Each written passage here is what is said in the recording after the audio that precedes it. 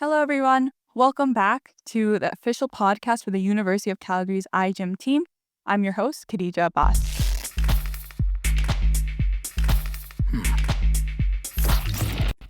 As a team competing in iGym, we work towards using science to solve real-world problems, from global challenges such as bird flu to local challenges affecting our community. But innovation doesn't happen in a vacuum. Today's episode is about exploring how science, entrepreneurship, and civic leadership can work together to come and create a positive impact. Today, I have the opportunity to talk with someone who's played a pivotal role in Calgary's community and future. Steve Allan has dedicated much of his career to public service and innovation, earning awards such as Calgary's Citizen of the Year in 2006 and being appointed to Alberta's Order of Excellence in 2017. He's also worked to connect seasoned business leaders with local entrepreneurs, building the bridges that help good ideas grow. In this episode, we'll dive into Steve's journey and career and how his values have translated into real-world outcomes for this city. I'd like to thank Mr. Allan for taking the time to join us today. Thank you. Thank you. So we're all innovators here, and we're all people who work in a lab. So one thing that we struggle with is trying to bridge that gap between the work we're doing in our lab to communities. I know that I read a lot about your work, that you've done work such as advocacy against the Green Line and also increasing youth involvement in sports. How were you able to find those problems in our communities, and how did you approach that? And do you mind walking us through all your work so far? Lots of questions. Well, it could be a long journey. I'll try to shorten it, but I suppose I kind of started really connecting with the community through involvement in Rotary, in the Rotary Club of Calgary, and in part through the Stampede, being on the Stampede board. So what's a Rotary Club in Calgary? Rotary is about a couple of weeks ago, middle of June, the Rotary International Convention was here. I see. And in Calgary. So there was 17,000 people from 140 different countries around the world Wow. walking around downtown Calgary, and it's part of Rotary International. And mostly it's about building better communities wherever they are in the world. I don't know how I missed that. And there's actually a club called Rotaract in the university. So you guys should get involved in it. Oh, And they've actually, not sure what Rotaract is doing these days, but they have been involved in projects, building houses in Guatemala, and doing some sort of international projects like that. So, and they are connected with, the University Calgary Club is connected with my downtown club. There's, I think, 13 Rotary clubs in Calgary. wow. Ours is the biggest. Barely, and then there's another one that's about the same size that meets at the Stampede Park. But we do all kinds of community projects, and I'll touch on some of those. But I learned, I guess, a lot about community needs when the Mayor Nenshi, as he then was, asked me to co-chair the Calgary Poverty Reduction Initiative, which is called Enough for All. Was how it was labeled. And it is being implemented. It's still being, the recommendations are still being implemented today. And that was, I think, 2012 to 2014. I was involved in that and learned a lot about some of the challenges that people in Calgary face.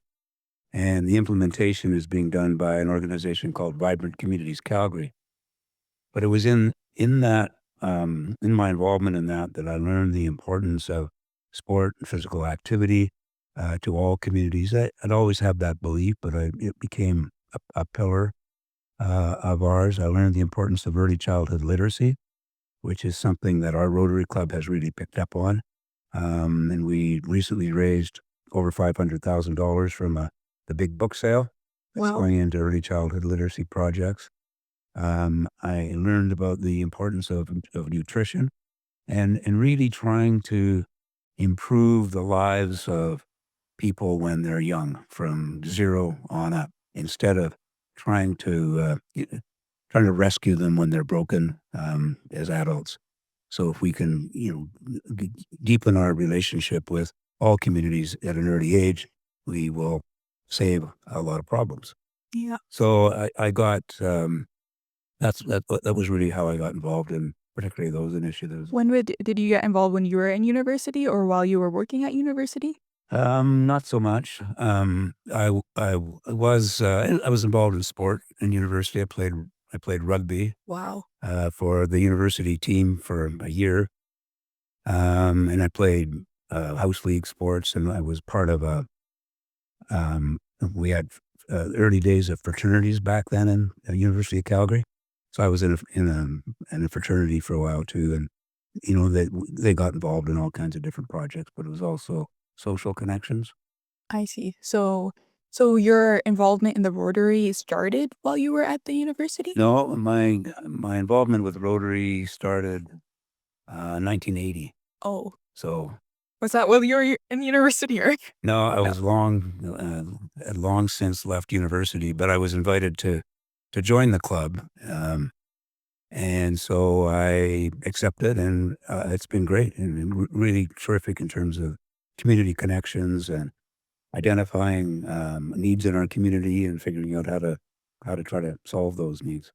Yeah, so you would say that the community you joined a community that was all working together to find pressing problems in the community. So that's how you were able to find those issues? Well, we have it's constantly working at it. We used to be kind of a what we call a check writing organization. So we would receive grant proposals I see. from people, and then we liked the sound of it. We'd write them a check. We're now there's several of us. I'm involved in a grant strategy committee where we're really trying to deepen our understanding of the needs in the community, the real needs, and how we can have an impact on them. So we've got we've tried to narrow our areas of focus. So we've got food security, and we can talk more about that because there's some science solutions to that, I think. We have early childhood literacy, and the importance of that at really, really young ages. We've got education, and we have a mentoring program with schools in East Calgary. Actually, I was with one of my kids I've mentored since grade 7 at MRU this morning, trying to help sort out things with her. Um, and God, there's a and mental health and wellness is the fourth one. So we got those 4 areas of and that one. So and it's early days. We're really trying to figure out how we can have an impact there. But again, early childhood literacy is pretty obvious, in the early years. Food security was how can there's well over 100 agencies in Calgary providing food to Calgarians who need it, and the problem is that those who need it don't know where to go to get it when they are desperately desperate need of it. So we had some people developing an app. It was kind of like a dating app. So I'm in desperate need of food. Who's got it? So you'd go on the app, and it hasn't been fully rolled out yet. Um, and the education one, where the opportunity there, our stay in school program um, identifies kids in grade 6, and then we assign a mentor and follow them through junior high and high school, and then they get a grant of what's currently $10,000 to go to post secondary school.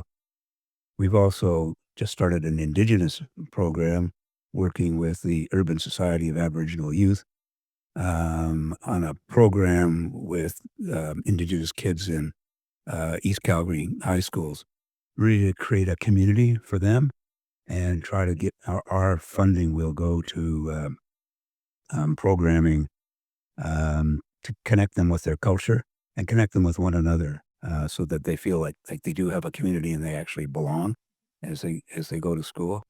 So from all your involvement, have you seen an increase in students? For example, you mentioned the literacy increase in student involvement in sciences and stuff from the support that your organizations have been giving them? Well, no, but I think it's important. Like what I my own thinking on literacy is so the science of reading is you can do testing when it's called 369, and I'm not going to get it. I'm not going to probably get it right, but you can do some testing when a child is 3 as to what their capacity to read will be, and their understanding of words and putting some words together. At age 6, they're beginning to learn to read, so it's important then to do some testing again on how you can read, and then when they're 9, they ought to be able to read at grade level. And if they can't read at grade level, what our school system does is pushes them on, so then they will tend to fail at other courses. So if we can up literacy rates, we'll get more kids getting into STEM, I I think. They'll have a greater capacity to learn and study and learn science.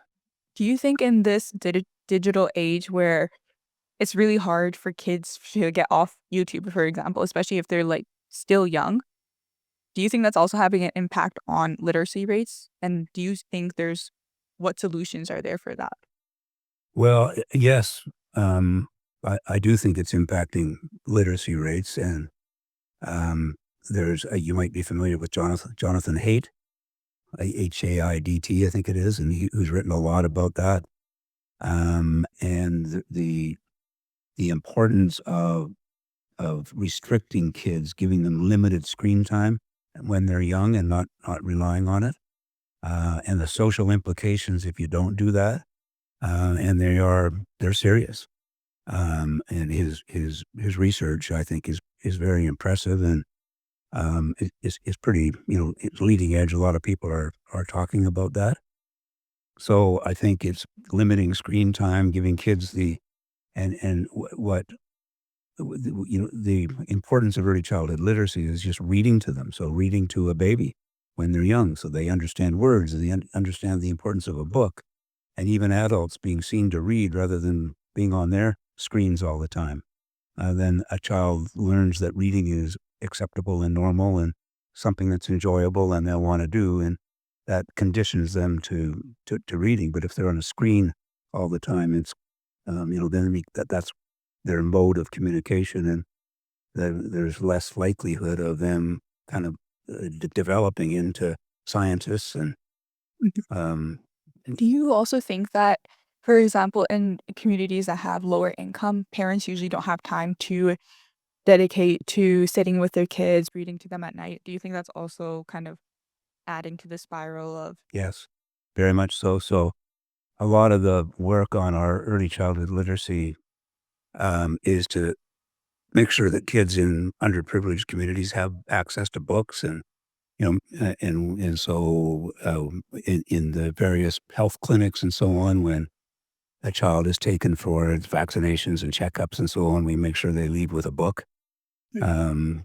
Small, but trying to reinforce the importance of reading, because it's really the source of everything. If you can't say, there's actually studies, well, studies, it's apparently a fact that the state of Texas, and I've heard that other states do this too, will determine the number of prison cells they need based on literacy rates of kids who are 9 years old. wow. And there's other studies that talk about the rate of dyslexia in prisons is way higher than in the general population. So the importance of reading is critical. And interestingly, Jim Gray, who we've spoken about, was the founder of the Calgary Academy, and was really began because Jim had a child who wasn't learning as normal kids learn, and was having trouble reading and so on. So he originally sent his kid to Denver to a school there, and then thought, why do I have to do that? We should have a school in Calgary. So he got it started, and it is doing really important research and work on precision learning. So not every, what we tend to do in the public system is push everybody through the same system. If kids fall through, that's too bad. But yet we ought to be teaching those kids how they learn. So they were getting some of their graduates to talk to them, to write them back about what Calgary Academy meant to them, and telling me about this one girl who was a PhD in quantum physics or something, Wow. and was a graduate of Calgary Academy. And she was sitting around with her colleagues one day talking about their educational journey, and they all had a learning difficulty.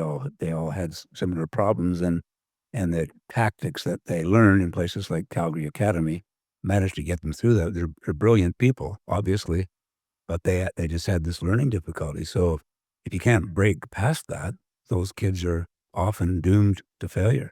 So it is very science oriented. Hmm. So those strategies, are they being implemented as a whole across? Are you guys trying to get them in public schools as well, or is that right now only in Calgary Academy? Well, that's what I would like to do. I think it's so we, as I mentioned, the Rotary Club inherited this book sale from an organization called Calgary Reads, which was run by a lady by the name of Stacy Pinney. And the structure of early childhood literacy, the organizations that are trying to advance it, was very siloed. And so we have, over the past 2 or 3 years, Stacy's managed to bring all of these various organizations together and has created the Children's Literacy Collective, I think it's called. And our funding is being provided to that, so that we're working as one, and that's the goal, is that every kid should have that same opportunity. And the head of Calgary Academy sits on that collective, on that organization. So the opportunity is to advance that um, the science of learning and reading. Interestingly, Calgary Board of Education didn't even test reading proficiency for kids in the early grades, Wow. which you would think would be a natural impact. I mean, that's, again, science. Why wouldn't you test your baseline, and are you, what are literacy levels? They weren't doing it. So the province recently mandated that that they were starting to test, and the Alberta Teachers Association is opposed to it. Who knows why? So there's all these hurdles that sort of say we've got to try to knock them down as a society, as a community, so that every kid has same opportunity as those kids from Calgary Academy. Mhm. So in your work, so how do you go to how do you involve the government in what your organization is doing? How does that work? How do you Well, it's at, just it's advocacy, I suppose, and networking. So part of what we need to do on the early childhood literacy, we haven't really made those connections yet.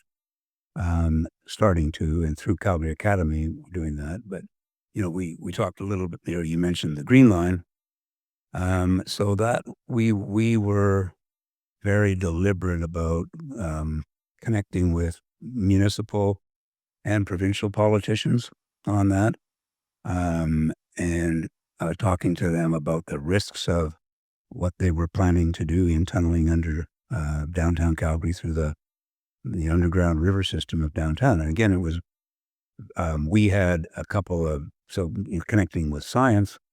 We had a couple of engineers who were very familiar with the, building mega projects, but also the challenges of building in downtown Calgary with its underground water system. So we and the research showed that costs of all of these mega rail projects all around the world they always go over budget, almost guaranteed. But when you're tunneling, and when you're tunneling in a underground situation like Calgary with all the water, the risks are even greater. So we were, I think, able to demonstrate that, and eventually got through to the politicians, particularly the provincial politicians, who said, we got to stop this. There's got to be a better way. So to involve the government, it's more looking at your own personal, like who you know, and then finding the problems and connecting that way. So as students, we should try and get like our social circle just try and meet as many people as possible, you would say? Yeah, the networks are critical. So, we all, I mean, I had a number of connections, I suppose, in the municipally because of being chair of Calgary Economic Development, but also being part of the Stampede and working on the Calgary Poverty Reduction Initiative. So it's just a question of then putting those people together or connecting with them about whatever the issue happens to be. So we have that. The big networks are Very very essential. valuable. Yeah. Yeah. Yeah. So you were mentioning that have you noticed that a correlation between this children who've gone on to doing quantum stuff and their involvement in more like the innovation entrepreneurial space in Calgary? Like I remember hearing that you were very involved in like the TFC showcase, for example. How do you what has your involvement in that shown you about the startup community here? Well, so when I was at Calgary Economic Development, I became chair in around 2014, I think it was. So it was a very challenging time for Calgary. Energy prices were way down. Our office towers were emptying. And again, I'd been asked by the mayor to chair the project advisory committee, I guess, for the development of a new economic strategy for Calgary.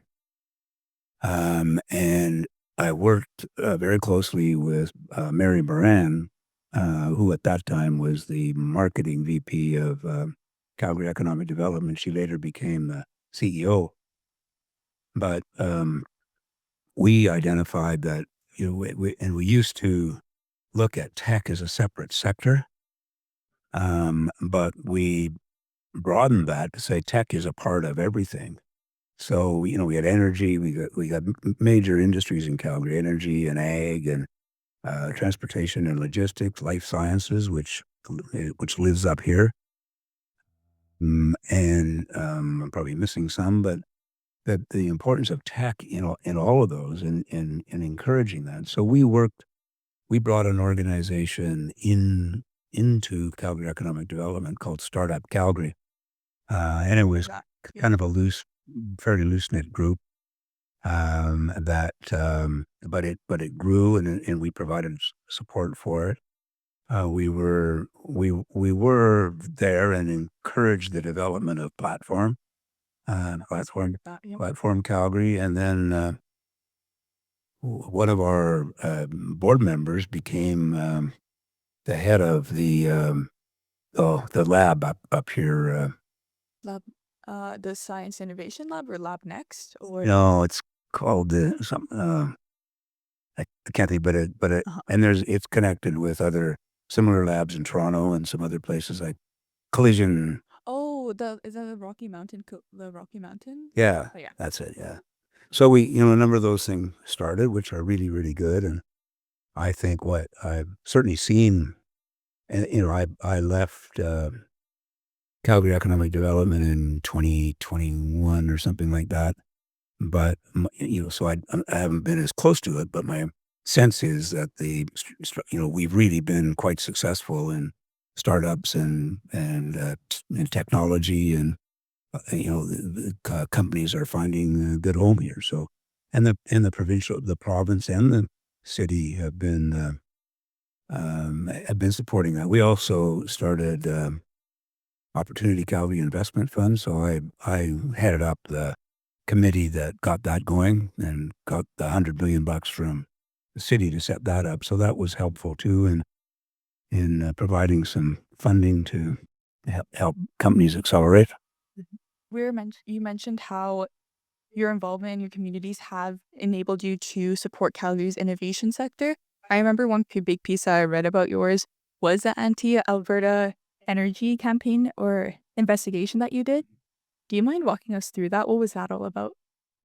Well, it was another thing where, in this case, the provincial government asked me to take on this role And so they created a public inquiry under provincial legislation, the Public Inquiries Act, and appointed me as the commissioner of the public inquiry to investigate the funding of environmental organizations who were um, writing negatively about the energy industry.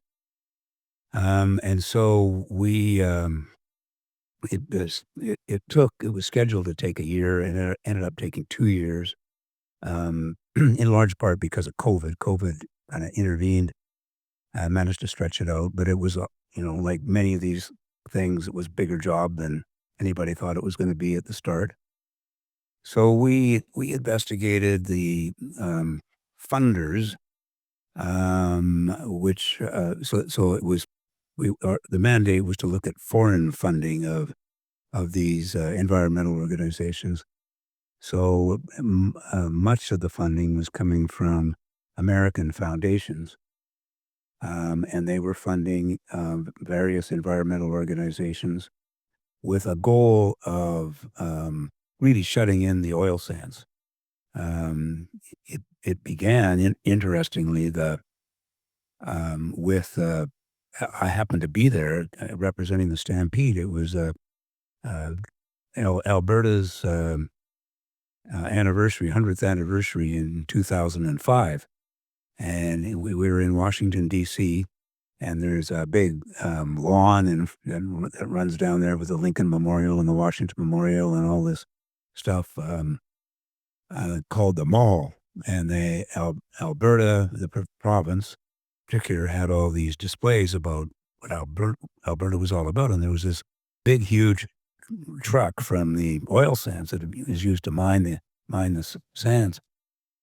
And I was with a fellow by the name of Vernon Kimball, who was the CEO of the Stampede, and we both said, "Wow, that really is impressive, isn't it?" Anyway, at the same time, an environmentalist was looking at that and thought, "This is terrible. They're bringing the fight to us," was her comment, "and we've got to take them on." So that began a real concerted effort to try to shut in our oil sands. And all, what we really found was, yes, there were a lot of funders and a lot of environmental organizations that were deliberately trying to do that.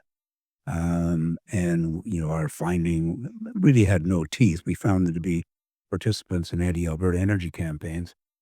Um, and a lot of what we found was that what they were spreading was misinformation and disinformation. And they were not basing it on science. They were expert fund developers because they were all fundraising machines, and they raised a lot of money for these environmental organizations. And a lot of what they were advising was simply wrong.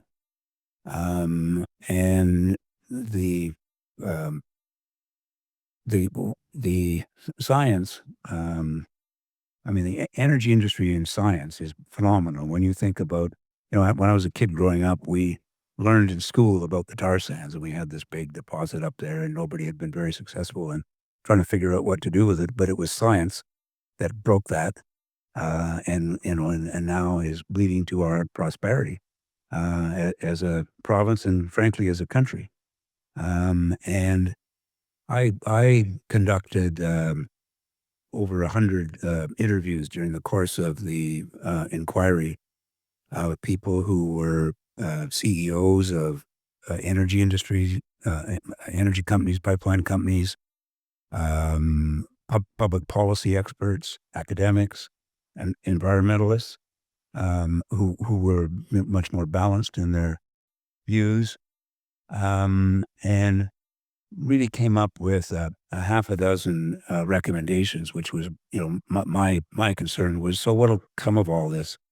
Because nobody's going to be prosecuted or sued or anything like that. Um, so the recommendations included um, really doubling down on science, innovation, and technology and what we're doing. So carbon capture and storage was one, which we are. making some progress on, hydrogen and other forms of fuel, nuclear. Let's focus on what we're really good at in Alberta, because we're probably leading the world in science and innovation related to energy. Another one was reliable information. So we were being accused by some as having the highest emissions per barrel of oil of any jurisdiction, which I think was wrong. It was wrong in the beginning, and it's, as I remember one fellow saying, it's even more wrong today because of the strides that we've made in Alberta as an industry in reducing emissions. But the measurement is, as an accountant, I was saying, well, we don't have accounting standards for how to measure emissions. So everybody's different. And to my knowledge, there was a fellow who was working on that, and he was working internationally on trying to create strategy or create standards. To my knowledge, that still hasn't happened. So, why don't we lead in terms of setting the standards for how emissions ought to be measured? Another one was public information. So the industry has done a terrible job of advocating for themselves. They had an attitude that they were so important that it didn't matter what other people said about them. But in reality, what happened is they became, almost as bad as tobacco in the minds of some. And yet, they weren't getting the real story out there. So we said they really need to do a better job of that. We had another recommendation about openness and transparency in accounting. So the environmental organizations are raising money for the public, not unlike a public company, and yet they have no standards of reporting. So we recommended a number of initiatives to improve reporting standards for not-for-profit organizations, so there's greater transparency. So And this then we had another one for Indigenous. So we found that $100 million went into British Columbia on Indigenous programs, and it wasn't going to build water wells or make their lives better. It was paying them to demonstrate against pipelines and against energy development. And yet, I got very closely connected with a fellow here by the name of Stephen Buffalo, who runs an organization called the Indian Resource Council, who very much believes, as I do, and I met a number of other Indigenous leaders, about the importance of creating economic partnerships with Indigenous people that give them an opportunity for economic development and education and training and jobs. And that, to me, is the way forward. So that's what I focused on coming out of the inquiry. That's really interesting. I didn't know that there was hundreds of millions of dollars being given to Indigenous, not to support their communities, but rather to fund them to go against pipelines. That was like I heard a lot about that as growing up from like our social studies classes about those protests. Yeah. But I had no idea like a foreign interference could have been funding. Yeah, well, in the way they put it. So there's a wonderful guy from Masquachese in central Alberta by the name of Willie Littlechild. And he's a Order of Canada, Alberta Order of Excellence, a lawyer, honorary doctor. And he told me that he said, I know that this is happening. I can't tell you who the money is going to, but they will say you get paid X dollars to show up and you get a bonus if you're wearing feathers. No, and he was disgusted by it, because it's really preying on Yeah. their people and raising a voice that's not helping them. The voice that's, we talked a lot about the United Nations UNDRIP, which some people think is an opportunity for Indigenous people to block things. He views it as it's a call for working together, how we come together and work together and travel down the road together, which I love. And I kind of recommended that he recommended, and I put it in the report, we create Indigenous wisdom panels where we have elders and scientists, and depending on the particular issue, working on a panel to talk about how best to approach a problem. And we still haven't done it. Oh. Well, hopefully that gets into work soon because I agree. That sounds like a really good idea to like connect with the local community, indigenous community, involve them too. Yeah. Would you say that you were mentioning before that the funds that were coming from America were coming from people who were very, in a sense, misinformed? Do you think? Because even for myself, when I hear about the oil sands, like there's such an image painted of being so environmentally unfriendly. Do you mind walking us through like, is it really or like? Because I do hear the concern that there's cleaner sources of energy, but as Alberta, like we can't necessarily like stop it right away, right? So, do you mind walking us through what are your thoughts on that? What do you like? Can you delve more into the actual environmental concerns regarding the oil sands? Yeah. Well, I think so we had higher emissions at one time, but they weren't the highest. The highest emissions I was told were in Los Angeles, in some fields in Los Angeles, so in the United States. Ours were high, but we've been brought them down considerably because of science and innovation, and their intent is so there's a lady by the name of Joy Romero, who's a engineer and a VP of Suncor, I think it is. And I talked to her quite a bit. She said, we will solve this problem. We will get to zero emissions because of science. And we need to, and so we are focusing way more on that in Alberta. So we don't supply that energy. It comes from Russia or Venezuela or the Saudis who aren't doing this stuff. So we're focusing, we have, I mean, you'll hear the US say they have the most ethical oil. Actually, I believe it's Canada that supplies the most ethical oil on the planet. And we ought not to be shutting it in. We ought to create opportunities to get it to the market. And of course, the other one is gas. So the environmentalists were very opposed to gas, even as a transition fuel. And yet we've got the lowest amongst the lowest on the emission levels on the planet in terms of our gas production. And it's taken us, we finally just a few weeks ago started shipping LNG from the West Coast to Asia. And that, Wow. I think the opportunity is to displace coal in China and India and other Asian countries.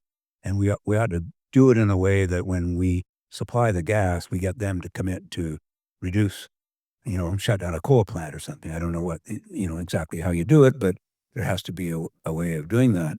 And that LNG plant is right near First Nations on the West Coast. And I interviewed a fellow, Ellis Ross, his name is, who was the chief in that area, chief of his nation, and he's now a provincial MLA, and he ran for the Liberal leadership last time. He didn't make it. But he said, my people have jobs. They're happy. They have smiles on their faces. I have less incidents of suicide and addiction and alcoholism. So there's so many positives to we are blessed with all these natural resources, and through science we can get them to market and create a prosperous country. So it was more so the scientists themselves need to market it more. Because I remember I had a conversation earlier with a professor who did nuclear physics, and he was talking about his journey through working with an indigenous community, and his job was to be the scientist there who addresses that concern. So it's right now there's a lack on the science side of scientists going out and explaining the realities behind Alberta's energy. But that's why there's so much when you hear oil sand, it's like Yeah, we have in my report I talk about energy literacy, and people in Alberta are somewhat literate, but people in other parts of Canada are energy illiterate. You flip a switch and the furnace comes on and the lights come on, and they think, well, why don't you just replace that with solar or wind? Well, you can't. It doesn't work. It's not reliable. So they're energy illiterate. So we really need to do a much better job of educating Canadians from coast to coast, I guess. So, I guess and we even have a good story to tell. like you were mentioning so much positives. I also remember I went to the Global Energy Show. I also heard about the LNG and how we were behind that for like 15 years. So that's pretty. I didn't know that we just shipped our first. First one, yeah. In the U.S. in the meantime, I think has 3 or 4 LNG plants down the west coast. Mhm. They So they're making us have all the restrictions while they're prospering in those. well, and there were theories that we never found them to be true, and I don't think they are, but there were theories that the U.S. industry was behind that campaign to landlock the oil sands so that we couldn't ship our product. I don't believe that's true, but if you look at what's happened, they've managed to create an LNG industry where we're just getting started. So Mm. Yeah. So as scientists, I've noticed too, because we come from an academia side, that we don't really see that industry perspective of oil. Do you think there should be more done, especially at the university level, to bridge that gap in Alberta? Because like I've noticed it for myself too. It's like there's not really a class that goes into the benefits or talks about the statistics of how good Alberta's energy usage is. And I remember also talking about the energy professor from previously, and we talked about how it's not about energy subtraction, but energy addition. So adding on the renewable side of energy to our what we have already. So that would be like the way forward that's renewable. I guess there is that we have a new, I just remembered we have a new uh thing of the energy major. So maybe that's one way, but do you think there has to be more done to bridge that gap, especially? yeah, I think so. I mean, we actually have. I think Alberta is leading in solar and wind. So we do have those other elements of energy. So what we always said at Calgary Economic Development, it's about oil and gas and other energy sources and Addition. energy additions. And why wouldn't Alberta own that? I mean, the only thing we might not have um, the real foundation for is nuclear, but we can get that too. Hopefully. I remember the professor I talked to was working with, he was like a professor who taught nuclear physics as well. Yeah. So I remember our conversation, we were talking about indigenous community where he was in charge of introducing that. So maybe we also have that Totally. capacity There's as a well. there's a story about a little capsule somewhere in my report where there was a girl from Eastern Canada who had a summer job in an energy company, and she just hated the idea, but it was the only summer job she could get. But she hated the thought of going to work for a dirty oil company. And anyway, she became a complete believer when she understood what it was about and how environmentally conscious they were and concerned about safety and all those things. And she's still working there and excelling. At least at the time of my report, she was. So, That's really.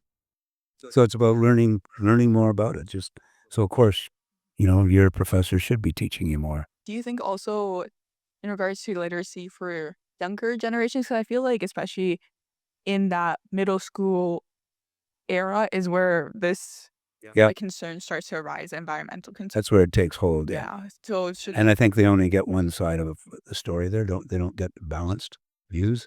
There was a program. We don't report on it in the report because we couldn't tie foreign funding to it. But it was a program that was intended to influence 1 million Canadian students, high school students, that the oil and gas industry was bad. And that was considered to be a tipping point. So if you got 1 million students, then because of the connections they all had, you would A really, lot more. yeah. And it was, it had people on the board that were legitimate people, and you sort of think, "Well, how would something like that take hold?" And it was packaged in a PowerPoint, so a teacher could take it and, in theory, teach your kids about energy. And it had it, there were just incorrect statements being made in the PowerPoint package. And I asked somebody that I was fairly senior and had been very senior in the Alberta education system in Calgary, how that would get into a school. And she said, "Well, all you'd have to do is get the principal to agree to it." So I said, "Well, I said, "This is one-sided.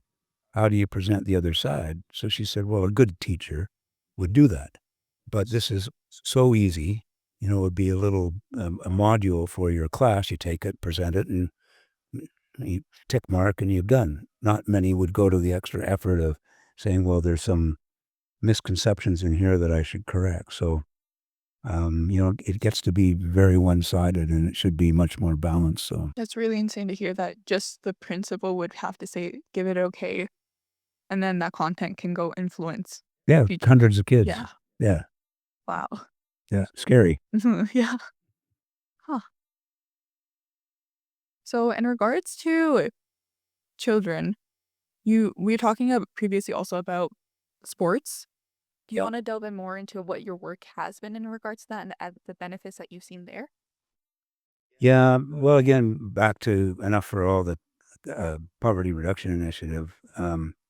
We found that you develop your habits to be physically active when you're young, and encouraging kids to get into sport and physical activity at an early age, and stay involved with it. And really, through the work that I had done in East Calgary in our Rotary Stay in School program, because kids don't have the same opportunities to join teams, or organize sport in any way. And so then they have nothing to do after school. And so, ultimately the propensity to get into trouble is there. So I became a big believer in that. And I chair McMahon Stadium Society, which is owned by the university.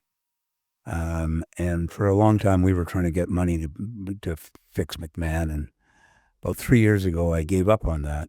And thought, we need a new building.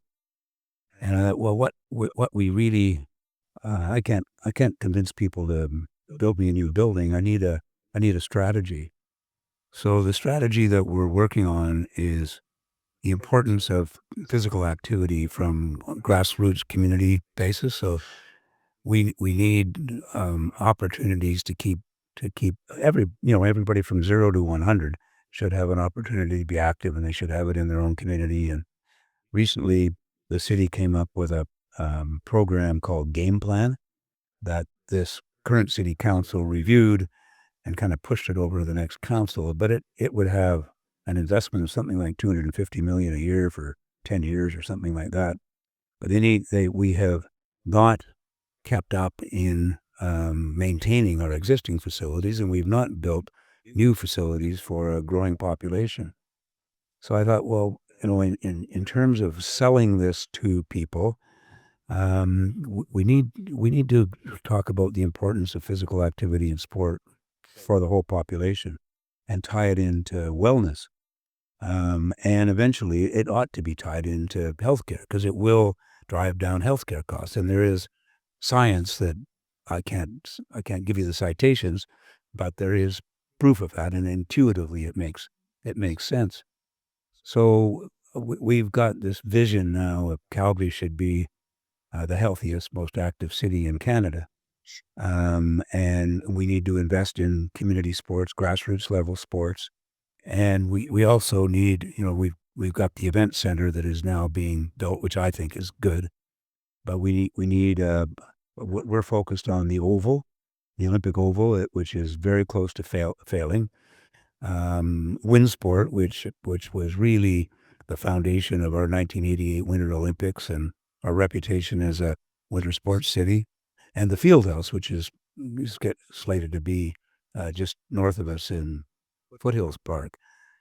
So it's kind of an integrated strategy to get sports facilities from grassroots to professional and podium sports, but really focused on being active and healthy and having an active, healthy population. And also, there's lots of um, probably research or probably facts that reveal that cities that have professional sports and good sports facilities attract people to work there and retain people.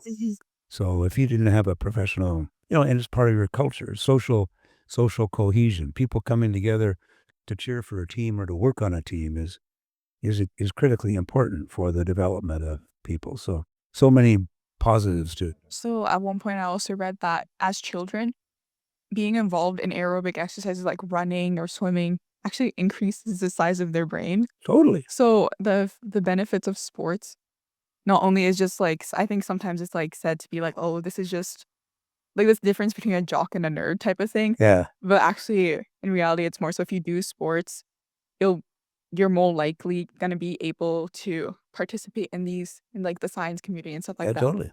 Well, and have a good workout, it produces dopamine. So for mental health and wellness, there's so many benefits to it. And as I age, I read more and more about sort of the magic solution to almost anything is physical activity. Yeah. So especially having that like community, having that support of sports, nutrients, and like the literacy supports people going into hard fields such as science. Absolutely. Yeah. Yeah. So So it creates and I think if you start early, you develop lifetime habits, and therefore you will have a healthier population and, mhm. add nutrition to that, proper eating and nutrition. And, we've got way more incidence of diabetes and obesity and stuff than we used to have because people haven't been focused as much on physical activity. So Yeah. Huh. science runs through all of that. It's like a loop. Yeah. You were also mentioning before your work with Jim Gray. Yes. So you were mentioning that there's a pressing issue going on right now with the possibility of forest fires. Oh, fires. Yeah. Well, so Jim started, shortly after we kind of had the Green Line issue put to bed.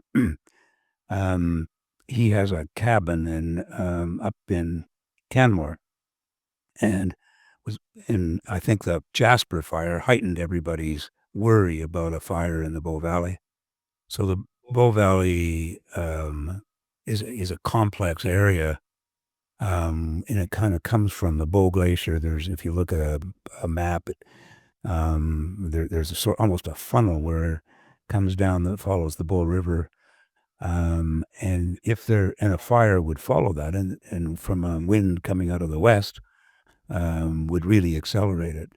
And it's a complex area because of the national park, Kananaskis Provincial Park, the towns of Lake Louise, Banff, and Canmore, all these different jurisdictions that don't work together.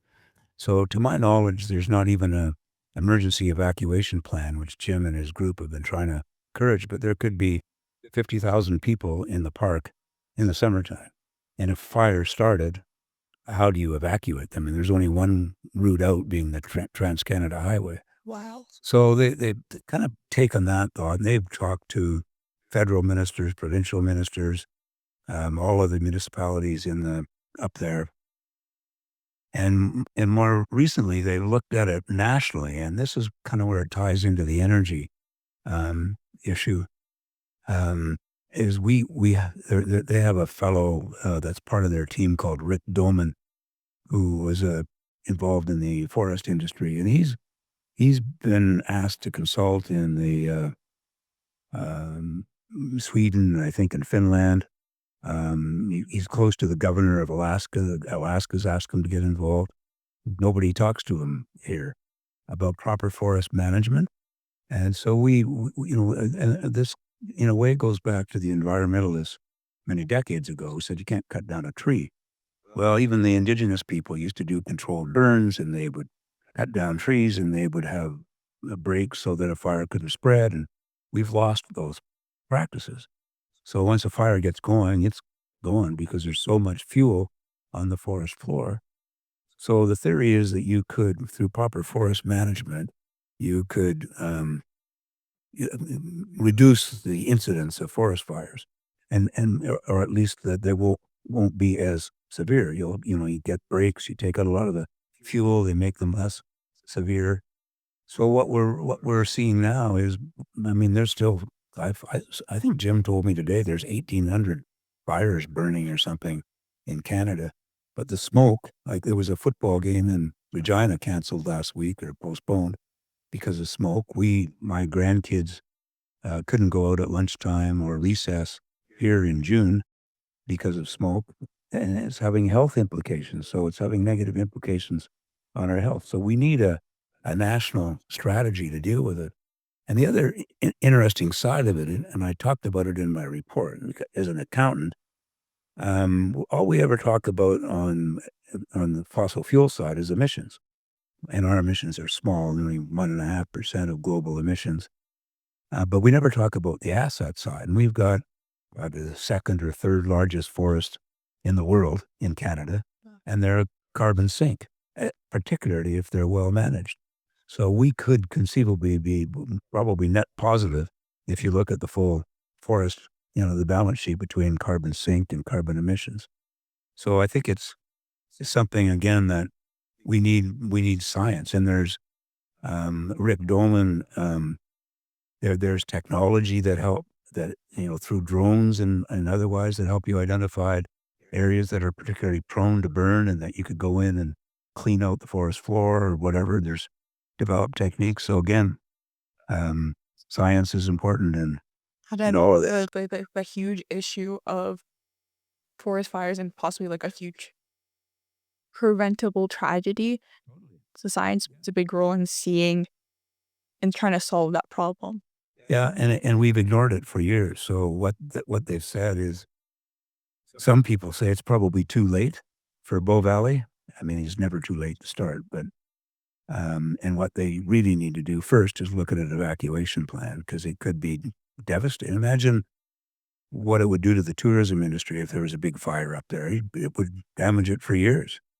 It could conceivably, burn down or badly damage the Banff Springs Hotel, which is one of our, huge tourism assets. So there's a huge risk that people need to pay attention to. And it ties into your ability to look at our community and see our potential problems and working towards solving that. Like Exactly. you've shown yourself to be like a very you've won awards for this, like a very good Calgary citizen. So what makes someone a good citizen? Getting involved. So, we have a municipal election coming up.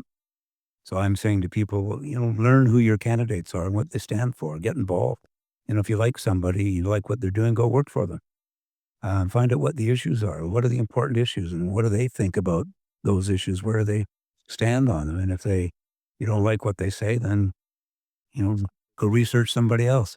But get involved. And I guess and curiosity is huge. So scientists by nature are curious, right? And I think so are accountants. I think our Alberta CPA Association is starting a new campaign to attract students based on curiosity. If you're curious, accounting's a good place for it. Well, so is science. So I have, when somebody asks me to get involved in something, if it sounds interesting, I've tended to say yes. And it's usually paid off. I've really enjoyed the people I've met, the things I've done, the things I've learned.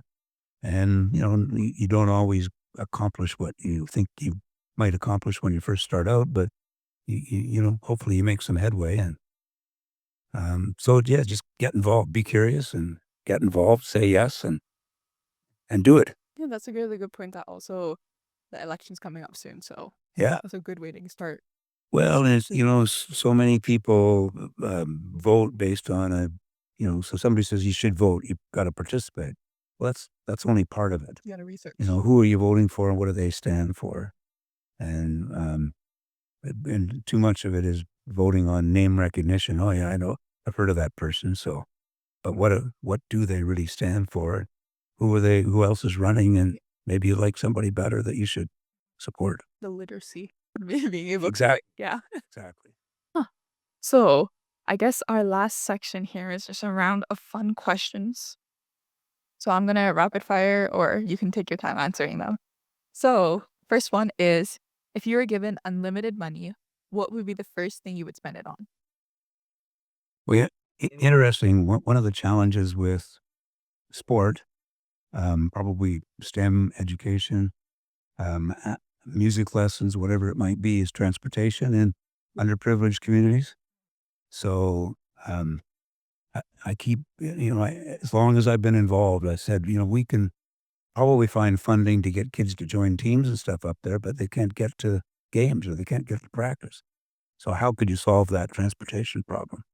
So somebody one day said, well, we should connect with Uber and see if but what kind of technology could you come up with that would help kids get to That's actually such a good participate? because like even for underrepresented communities, I feel that the parents are like already overworked, so they have to transfer the kids. Exactly. So that just adds more to it. So that's actually a really So yeah, the safe means of transportation. yeah. That would be a challenge I would love to see somebody I'd deal with. I'd also love to see that like the solution for that too. Okay, what's one place in Calgary that always makes you feel proud of the city? Stampede. Stampede, yeah. Just finished you. Yeah. Yeah. Okay. Yeah, we're lucky to have it. I observed, well, it's been building for a while, but it's a great networking opportunity, and it's become even more important as time goes on. So you get prime ministers here, premiers from different provinces, meeting people. When I was president, we had the Joint Chiefs of Staff from the U.S. meeting with our Army, with General Rick Hillier at the Stampede.